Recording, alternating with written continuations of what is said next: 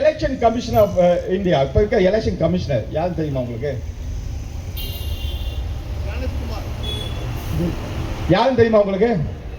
ஞானேஷ் குமார். ஞானேஷ் குமார் ஒரு குற்றவாளி அப்படின்னு சொன்னா நீங்க நம்புவீங்களா? எந்த அளவுக்கு ஒரு எலெக்ஷன் கமிஷனரை இவங்க அப்பாயின்மெண்ட் பண்ணிருக்காங்க. Gyanesh Kumar election commissioner of India ஒரு குற்றவாளி. ஷாக்கா இருக்கா? அப்படிப்பட்ட குற்றவாளியால எலெக்ஷனை ஒழுங்கா நடத்த முடியும் நீங்க நினைக்கிறீங்களா? அப்போ ஒரு குற்றவாளி எப்படி குற்றவாளி? 2006 நோட் பண்ணுங்க, 2006 கேரளால பிடபிள்யூடி செக்ரட்டரி அவர் இருக்கும்போது, பிடபிள்யூடி செக்ரட்டரி அவர் இருக்காரு ஞானேஷ் குமார் அவர்கள், இப்ப இருக்க கமிஷனர். 2006 வந்து அவர் இருக்கும்போது 42 கிலோமீட்டருக்கு மலேசியா சேர்ந்த ஒரு இன்ஜினியர் அவர் வந்து போடுறாரு.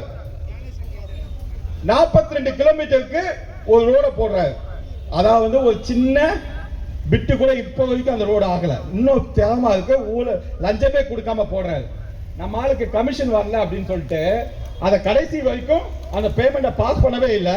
42 கிலோமீட்டர் போட்ட அந்த மலேசியா செய்த அந்த இன்ஜினியர் ட்விட்டர்ல என் தற்கொலைக்கு இவர்தான் காரணம் என்று ஓப்பனாவே டிக்ளேர் பண்ணிட்டு சூசைட் பண்ணி செத்து போயிடுறார். ஓப்பனாவே என்னால லஞ்சம் கொடுக்க முடியல, இவங்க லஞ்சம் கேட்கிறாங்க, என்னோட பேமெண்ட்டை நிப்பாட்டி வச்சுட்டாங்க அப்படின்னு ஓப்பனாவே ட்விட்டர்ல போட்டுட்டு அந்த மனுஷன் செத்தே போயிடுறாரு.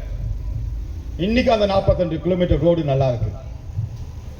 இன்னைக்கு அந்த 42 கிலோமீட்டர் ரோடு நல்லா இருக்கு. ஆனா அந்த மனுஷனோட குடும்பம் நல்லா இருக்கான்னு கேட்டா இல்ல. அப்படிப்பட்ட ஒரு குற்றவாளி, மறைக்கப்பட்ட குற்றவாளி தான் இன்னைக்கு எலெக்ஷன் கமிஷனர் ஆஃப் இந்தியா. இப்ப சொல்லுங்க மக்களே, தேர்தல் எப்படி நடக்கும்ன்றதை நீங்க புரிஞ்சுக்கீங்க.